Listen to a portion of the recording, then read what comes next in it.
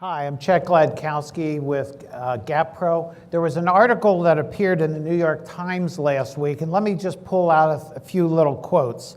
The idea is surprising, but makes sense. It's interesting and provocative. It's obviously outside the box. And when I think of those topics, I think about disruption. I thought this is an ideal way to introduce you to what we're doing at GAPro, and I want to share with you lessons learned about what we have discovered going through the process of raising capital, of building a proof of concept, of delivering a live product, and going to market. First thing is that insurance is, the technical term is ripping big. So, it's just huge as far as the opportunities. And the problem that we're trying to solve, we're very focused on, is this idea of proof of insurance through certificates, and then also what the certificate could do if it grew up, which is provide data to do compliance verification.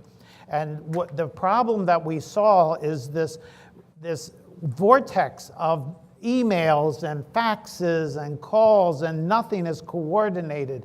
Every time I talk to somebody about this, they say, yeah, I was buying a car and I couldn't do this, and I'm trying to buy a house, and it's lots of pain. So we hear these stories, and when we came to our solution, everybody says, well, of course that makes sense. So it's good to get that kind of feedback, but we're also getting a lot of, now wait a minute kind of thing. What is this actually going to do to deliver this changing ecosystem?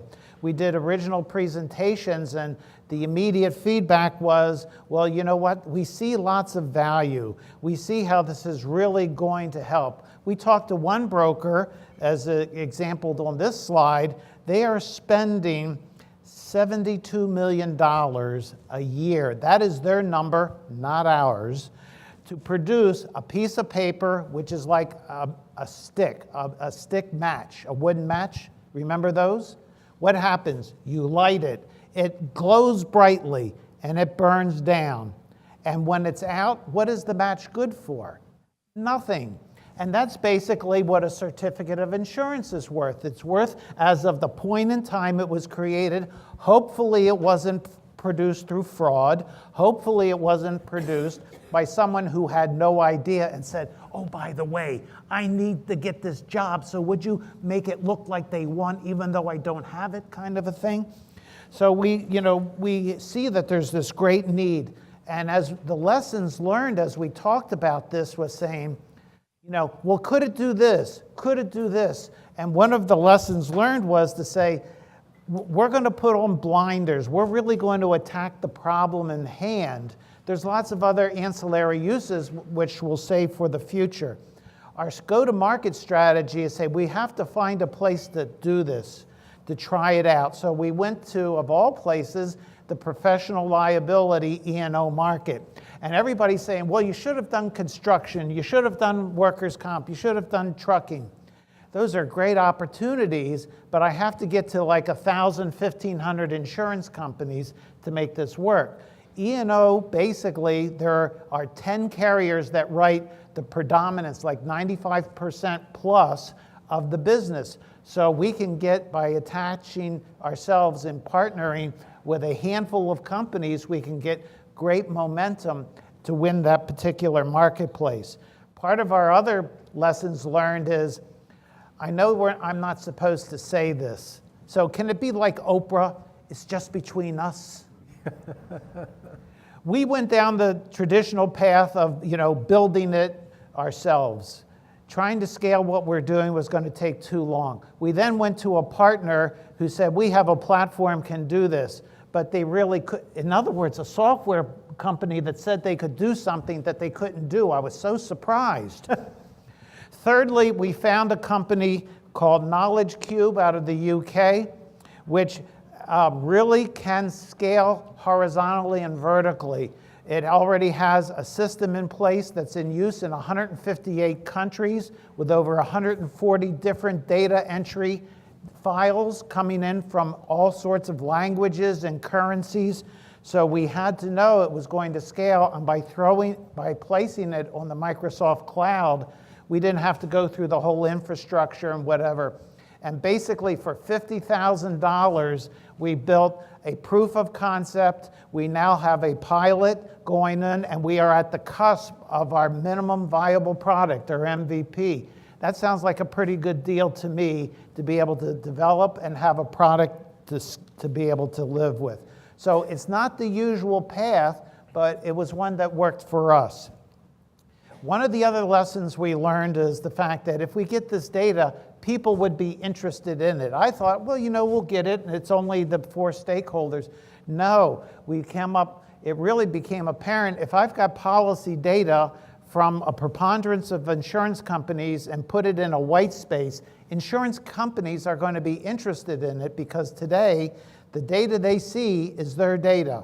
What would happen if they could see their data in a white space compared to other marketplaces?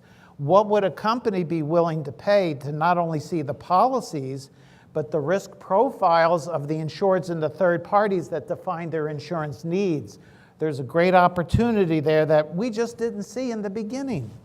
The future of this verification, we've spoken to the Mortgage Bankers Association.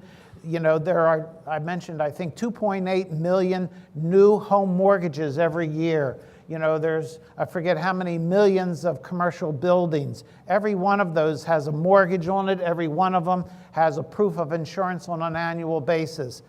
And if I'm not telling tales out of school, the mortgage bankers cross their fingers, they light a candle and say a prayer that the certificate actually is right, and they have no electronic way to see whether it marries to their actual needs. So having this information and being able to share it is something that we learned along the way.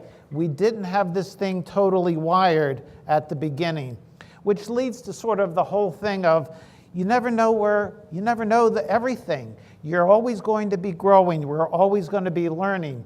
I've been in the insurance technology arena since before many of you were born, 1972. There is not a day goes by that I don't learn something about technology and insurance. So we are continuing to learn. I can't tell you how many times we built a prototype. No, that doesn't work. I remember I looked on the screen one day and I had this epiphany. And I said, holy crap. Can you say holy crap? Yeah. It doesn't do what I thought it was going to do. So I called up our development partner and I said, you know what? Oh, I forgot this. It's outside of scope change. And they said, well, the next morning I got up, they said, go look at it. It was there. Ability to turn on a dime, the functionality. Another thing we learned is limiting numbers, trying to ratchet down. This was a question in the earlier 2-minute drill. Applications, 10 pages for professional liability. I don't know whether they need all that information. That's not my business. But to do coverage confirmation and compliance verification, I only need so much. Rifle in on what's important. Another important lesson learned is security.